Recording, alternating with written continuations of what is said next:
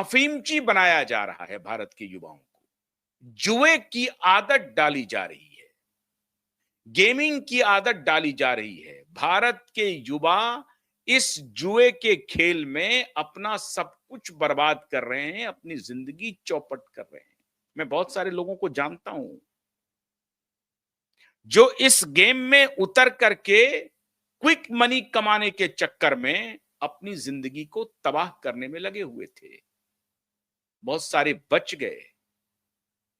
और इस online gaming को कहा गया कि नहीं नहीं, ये तो ऑनलाइन है, सॉफ्टवेयर है, ये है, वो है, ये टेक्नोलॉजी इसमें इन्वॉल्व है, ये है जुआ। लेकिन इसको टेक्नोलॉजी का नाम दे करके कि आप ये ड्रीम 11 हो गया, आप ये जुपी ऐप, अभी भी जुपी ऐप का विज्ञापन चल रहा है, अभी भी ड्रीम 11 का विज्ञापन चल रहा था।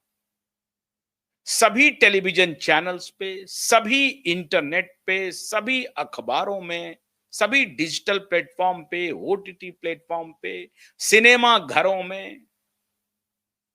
जब 100 अरब डॉलर का कारोबार होगा तो क्यों नहीं चलेगा?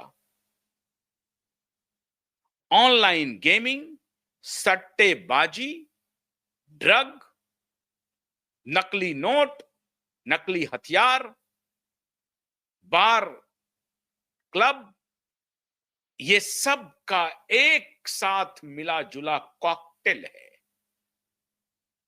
और इस कॉकटेल से बॉलीवुड चल रहा है। अब ईडी ने पूछताछ की है। किनके किनसे से पूछताछ की है? अब जरा मैं आपको तस्वीर दिखाता हूं। ईडी ने पूछताछ की है राज कुंद्रा से। राज कुंद्रा का संबंध इनडायरेक्टली वाया शिल्पा शेट्टी पहुंच जाता है ठाकरे के पास।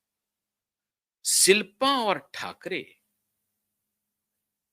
में दोस्ताना है, शिल्पा और ठाकरे में। और राज कुंद्रा केवल ऑनलाइन गेमिंग के चक्कर में नहीं है, वो 65 करोड़ रुपए का वारे न्यारे नहीं किया है। राज कुंद्रा के ऊपर इतने गंभीर आरोप हैं। और वो आरोप कहां से चल रहा था? ये जो बाप बेटी की जब सरकार थी ना, दिशा और सुशांत की हत्या के राज के पीछे आज मैं बड़ी ब्रेकिंग दे रहा हूं। ये जो राज कुंद्रा है ना, ये राज कुंद्रा पोर्नोग्राफी वेबसाइट चलाने के लिए मशहूर हैं और सैकड़ों करोड़ का कारोबार हो रहा है। और ये बात इस शिल्पा शेट्टी को मालूम है। लेकिन शिल्पा शेट्टी के एक और चाहने वाले हैं, और वो चाहने वाले रसूखदार हैं, राजनीति के बड़े रसूखदार, राष्ट्र प्रेम, राष्ट्र भाषा, राष्ट्रवादी व्यक्ति होने का ये व्यक्ति दावा कर रहा है।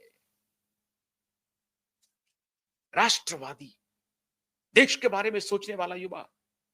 ये जो देश के बारे में सोचने वाला युवा है ना, ये माननीय शिल्पा शेट्टी के माध्यम से माननीय राज कुंद्रा के तरफ बरदहस्त है कि तुमको जो कोई भी गलत धंधा करना है करो, करो, कौन छुएगा जब हम यहां बैठे हैं तो। अब देखिए 2022 से लेकर के 25 तक का मैंने आपको रिकॉर्ड दिया कि 1524 शासनादेश है भारत सरकार का कि ये ऑनलाइन सट्टेबाजी को, गेमिंग को इमीडिएट बंद किया जाए। इसका मतलब 2022 के पहले, एग्जैक्टली कोविड के पहले, जब 2019 में ये बाप बेटी की सरकार बनती है महाराष्ट्र में, और जब ये सारा खेल इन पापियों का शुरू होता है, ऑनलाइन गेमिंग, सट्टेबाजी, ड्रग की सप्लाई, नकली नोट का कारोबार, अवैध हथियार, इस सब का जब एक सेटल्ड कॉकटेल का बाजार ये बाप बेटा बना लेता है, अरे मैं डंके की चोट पर कह रहा हूं कि भारत सरकार ने जो अब काम करना शुरू किया है, बहुत जल्द रिजल्ट आएगा। थोड़ा थोड़ा इंतजार कीजिए। इंतजार करना पड़ेगा, आएगा, क्योंकि पॉलिटिकल बहुत सारे कंपल्सन्स हैं, इफ एंड बट्स हैं, और मैं समझता हूं कि नेता कर नहीं पा रहे हैं, ये बात भी सच है।